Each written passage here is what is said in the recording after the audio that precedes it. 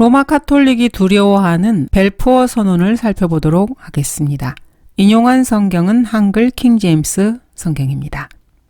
벨푸어 선언은 알렌비 장군이 예루살렘에 입성하기 6주 전에 발표되었습니다.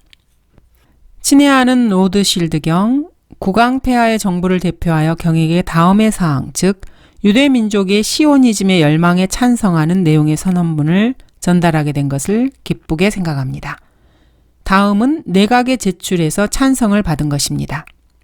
국왕폐하는 팔레스타인의 유대 민족의 유일한 본국을 수립하는 것, 그리고 그들이 그 목표를 추진하고 성취하는 데 최상의 노력을 기울이는 것을 찬성하십니다. 다만 팔레스타인에 있는 비유대교 집단들의 공민권과 종교적 권리를 손상시키는 것은 결코 있어서는 안 된다는 점을 유념해야 할 것입니다. 이것은 역사적 기록입니다.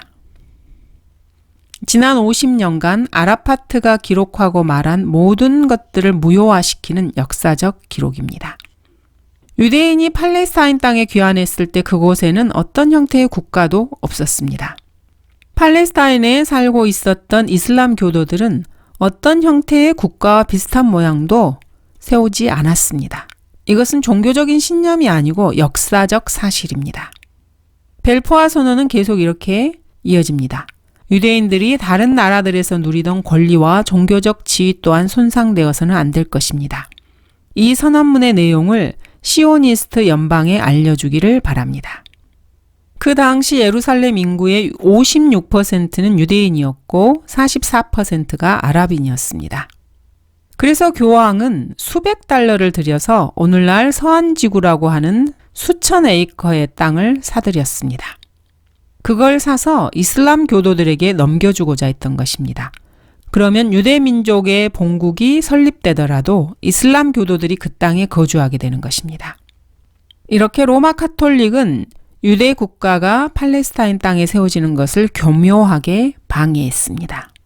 유대인을 죽이는 일에 관해서는 로마 카톨릭 교회와 이슬람교는 겉으로 봐서는 마치 한 교회처럼 보입니다. 서안지구는 그때부터 현재까지 무장하지 않은 유대인 여자 남자들과 어린아이들을 무더기로 죽이는 이슬람교 살인마들의 안식처와 보호처로 사용되어 왔습니다.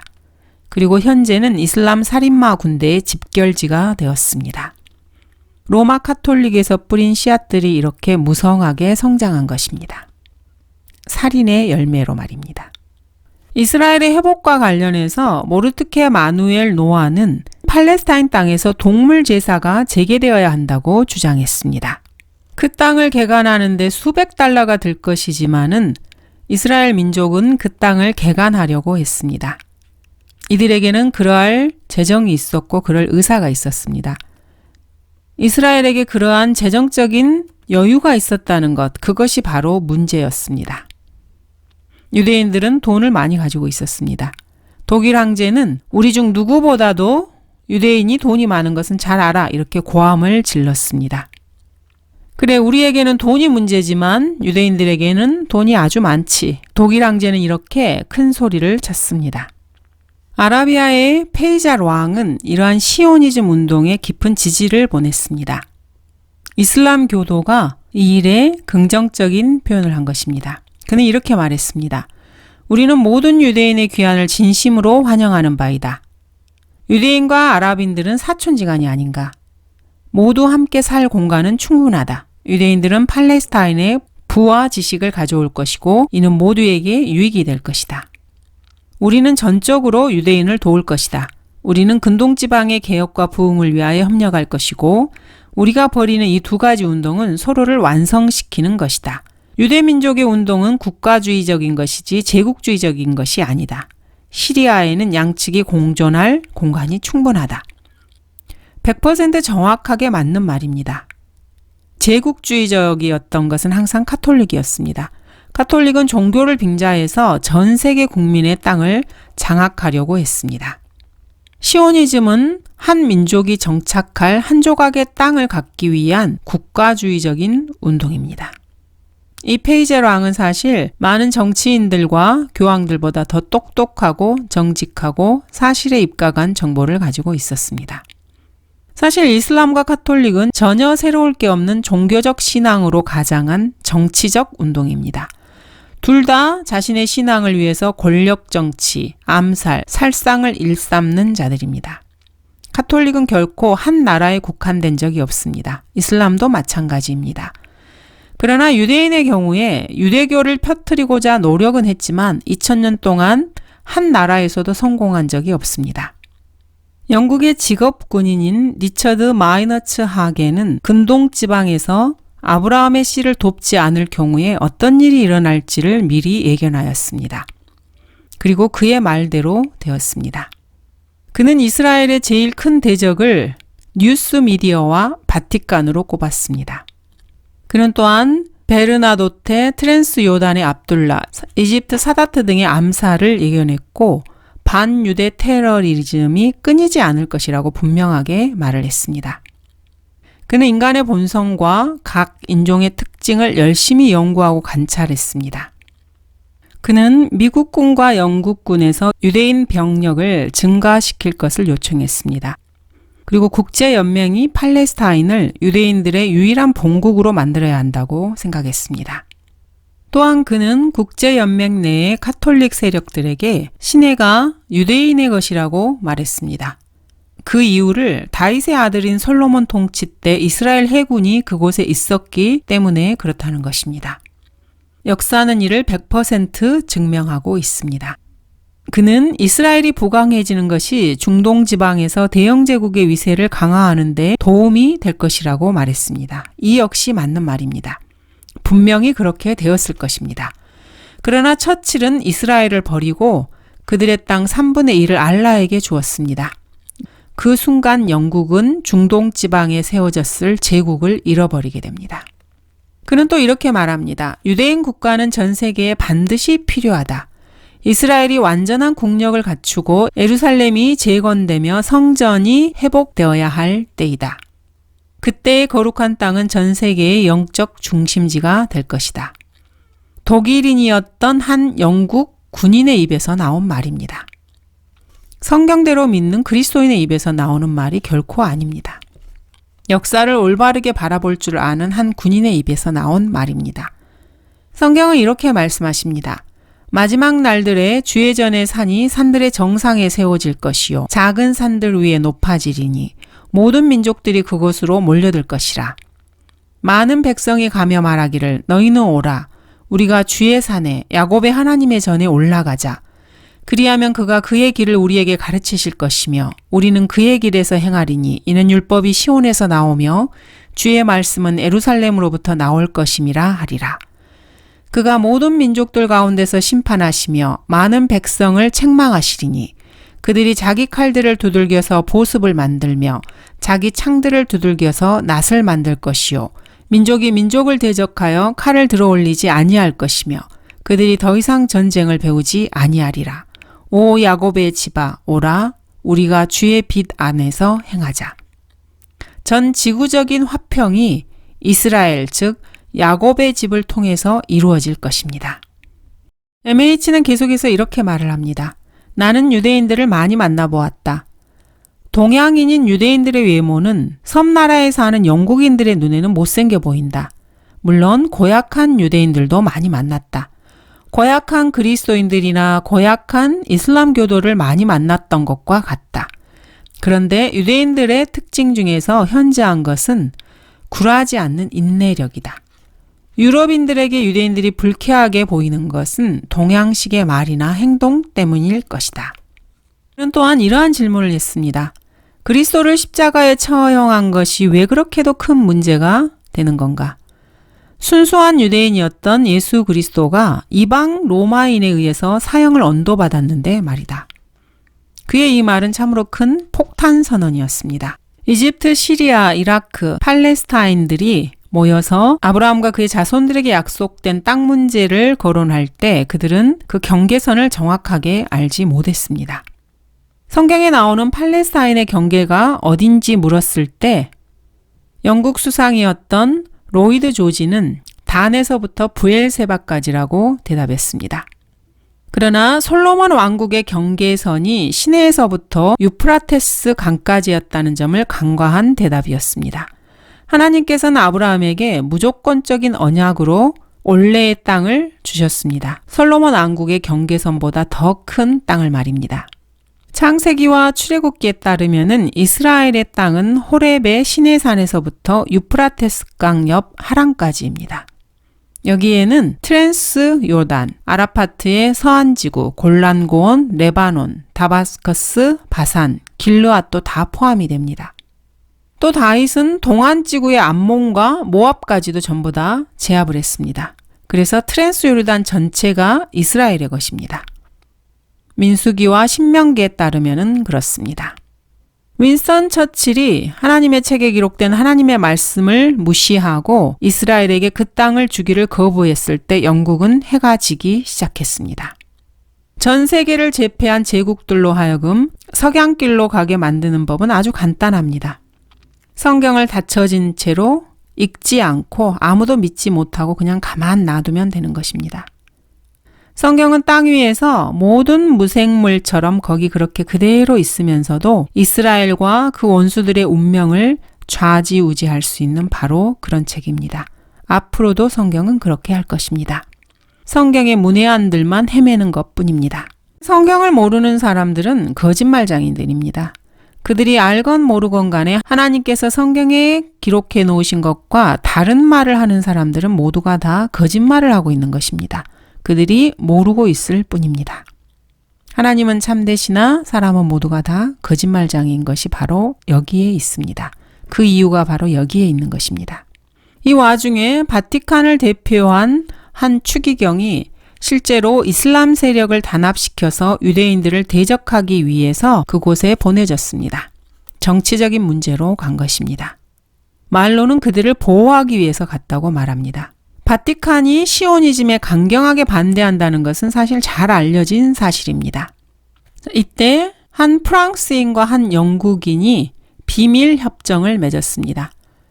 프랑스와 영국이 이 시오니즘 운동을 이용해서 팔레스타인 땅을 자기들이 차지하려고 한 것입니다. 이것이 바로 사익스-피콧 협정입니다. 이와 동시에 미국의 윌슨 대통령과 바티칸의 교황은 독립된 아랍 국가를 세우는 것을 지지하고 나섰습니다. 그때 아라파트가 테러리스트 기구를 만들었고 그 이름을 피에로라고 지었습니다. 즉 MH는 조지 5세 국왕에게 이런 편지를 썼습니다. 저는 팔레스타인 내 시오니즘에 대한 문제를 열린 마음으로 대하지 않습니다. 오히려 시오니즘을 위한 쪽으로 강한 편견을 가지고 대합니다. 참으로 배짱이 있습니다. 공개적으로 이런 말을 고백할 만한 사람이 누가 있겠습니까? 그는 이 말이 가져올 충격과 그 파장을 잘 알고 있었습니다. 현재 뉴스 미디어가 보기에 MH는 악마로 보였을 것입니다. 보라, 너희가 그들을 팔았던 곳에서 내가 그들을 불러내고 너희 보복을 너희 머리 위로 돌릴 것이며 또 내가 너희 아들들과 딸들을 유다 자손의 손에 팔 것이요. 그러면 그들은 멀리 있는 백성 사베인들에게 그들을 팔리니 이는 주가 그것을 말하였음이라. 하나님께서는 이 말씀을 유대인들이 상상도 하지 못하는 방법으로 성취시키실 것입니다. 2000년이라는 교회 시대가 삽입되었다는 것을 알아야 율법과 선지서를 깨달을 수 있습니다. 이 교회 시대에 이스라엘에게 약속된 모든 물질적인 번영은 그들의 메시아가 다시 오실 때까지 중지되어 있는 상태입니다. 그러므로 너희는 회개하고 돌이키라. 그러면 주의 임재하심으로부터 새롭게 되는 때가 올 때 너희 죄들이 지워지리라. 또 하나님께서 전에 너희에게 전파된 예수 그리스도를 보내시리라. 하늘은 만물이 회복될 때까지 그분을 마땅히 받아들여야 하나니 이는 하나님께서 세상이 시작된 이래로 이 일에 관하여 그의 모든 거룩한 선지자들의 입을 통하여 말씀하신 바니라. 신약을 읽지도 않고 믿지도 않는 유대인은 그가 어떠한 지성인이라 해도 AD 33년부터 현재까지 유대인 역사를 이성적으로 설명할 수 없습니다. 기독교를 반대하는 유대인들은 모두 구약에 매달립니다. 랍비들이 첫째고 그 다음은 공산주의자들, 그 다음은 이슬람교도들입니다. 반유대 그리스도인들은 모두 신약에 매달립니다. 소위 말하는 그리스도인들 말입니다. 첫째가 카톨릭이고 그 다음이 그리스 정교입니다. 성경을 거부하는 집단들은 모두가 다 이런 식으로 구약을 가지고 놉니다. 즉 이스라엘에게 주어진 약속을 영적으로 해석합니다. 구전율법, 탄나임, 아모라임, 가오님 등이 그 예입니다. 그리고 구약이 마치 AD 33년까지 다 성취된 것처럼 생각합니다. 그렇지만 그중 어떤 것도 다 이루어지지는 않았습니다. 로마 카톨릭 교회와 이슬람에서는 이것을 공식 교리로 가르치고 있습니다.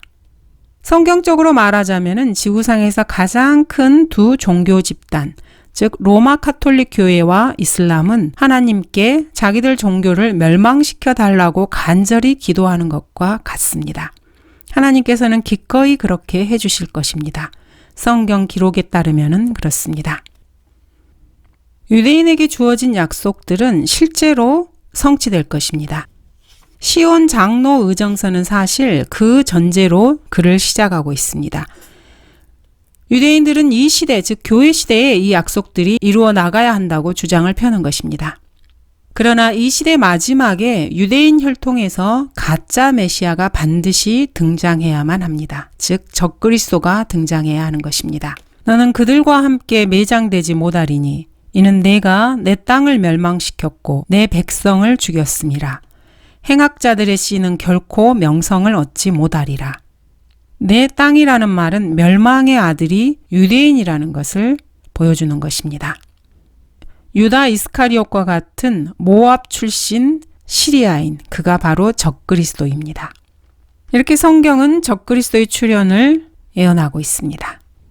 너 불량스럽고 악한 이스라엘의 통치자야. 내 날이 이르렀으니 죄악이 끝나리라. 적그리스도의 통치를 말하고 있고 그 이후에 예수 그리스도의 재림을 말씀하시고 있는 구절입니다. 또 그는 자기 조상들의 하나님이나 여자들의 원하는 바를 개의치 않으며 또 아무 신도 개의치 아니할 것이니 이는 그가 모든 것보다 자신을 높일 것임이라. 자신을 가장 높이는 적그리스도가 등장합니다. 이 적그리스도는 여자들의 원하는 바를 개의치 않습니다. 즉 적그리스도는 동성연애자일 것입니다. 이 멸망의 아들이 세계를 장악할 때 시온 장로 의정서에 묘사된 방법을 그대로 사용할 것입니다. 시온 장로 의정서에는 이렇게 기록되어 있습니다. 유대인들은 인간이지만 세계 열방들은 인간이 아니라 짐승들이다. 토라와 선지서를 갖고 있지 않은 자들은 죽어야 한다. 토라를 거역하는 것보다 랍비의 말을 거역하는 것이 더욱 악하다. 탈무드의 판결은 살아계신 하나님의 말씀이다. 만물의 제국은 유대 국가에 속하기 때문에 아무 가책도 없이 탈취할 수 있다. 이방인이 유대인이나 다른 이방인을 죽이면 유죄이지만 유대인이 이방인을 죽이면 죄가 없다. 교육 분야를 독점하자. 이스라엘의 아들들은 저주받은 그리스도인들의 경제 생활을 통제하게 될 것이다. 미리 정한 그 시간에 혁명을 일으키면 기독교의 모든 계층이 무너져 기독교인들은 우리의 노예가 될 것이다. 이 의정서를 기반으로 해서 멸망의 아들은 세상을 통치할 것입니다. 그런데 그의 백성을 멸망시키는 이 악한 통치자는 단순하게 친카톨릭이나 친바티칸 이 정도가 아니라 바로 사탄의 씨가 될 것입니다. 그리고 자기 자신을 예수 그리스도의 거룩한 아버지라고 말하고 삼위일체의 첫째 위격이라고 스스로 주장할 것입니다. 이런 계시는 유대인의 구약에서는 발견할 수가 없습니다. 유대인이 쓴 신약에서 발견할 수 있습니다. 바울은 로마서 16장, 데살로니가후서 2장에서 기록하고 있고 요한은 요한복음 17장에서 이것을 기록하고 있습니다. 이들은 모두가 다 유대인들이었습니다. 이슬람교 폭도들이 처칠이 회의에 참가하는 그의 숙소 밖에서 시오니즘은 패망하라, 팔레스타인은 우리나라, 아랍의회는 영원하다 이런 구호를 들고 소리치고 있었습니다. 그때 아마 처칠은 다리가 후들거리고 식은땀으로 흠뻑 젖어 있었을 것입니다. 그래서 재빨리 알라에게 굴복하고 말았던 것입니다. 그는 트랜스 요단 땅 전체와 다윗과 솔로몬 왕 때 암몬과 모압 땅까지 다스렸던 그 모든 땅을 다 아랍에게 넘겨줬습니다. 그래서 유대인들은 성경적 본토의 3분의 1을 도둑맞았습니다. 유대인 정착민들과 재산 소유자, 심지어 관광객들에게 요단 동쪽 갈릴리에서 에돔까지의 땅은 출입 금지 구역이 되었습니다. 그리고 요단의 서쪽은 팔레스타인 피난민으로 가장한 이슬람 테러리스트들과 그들이 고용한 시리아 암살단들을 위한 그런 땅이 되어버렸습니다. 처칠은 이렇게 무책임하고 반성경적이며 치명적인 결정을 내렸습니다.